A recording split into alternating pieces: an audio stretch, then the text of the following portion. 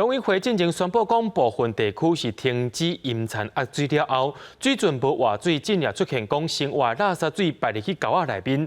新竹在地农民是希望讲水利会会当放一寡水出来，互水流叮当，莫互水准变做是臭水沟仔。用这个踮水准内底拉叮当，会使看到水拢是黑色的，边仔有死鱼啊、甲粪扫。住伫附近的民众讲，自从停管无放水了后，田园附近的水准常常就传出臭味。我拿出来哦，皮味哦，就臭就坏。那是限水的问题还是怎样？结果大量的鱼它都死掉，那死掉的时候变成说它就卡在泥土上面，动也动不了，那就变成恶臭味就散发出来。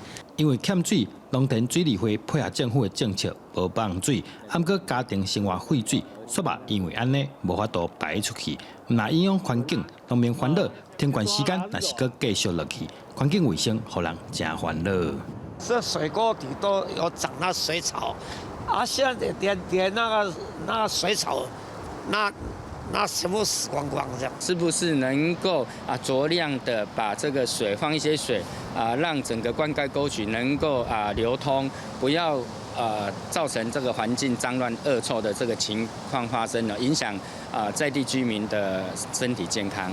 在地议员呼吁新竹农田水利会应该爱看状况，尽速放水，避免民众因为停管造成生活环境卫生发生问题。记者刘君豪新竹报道。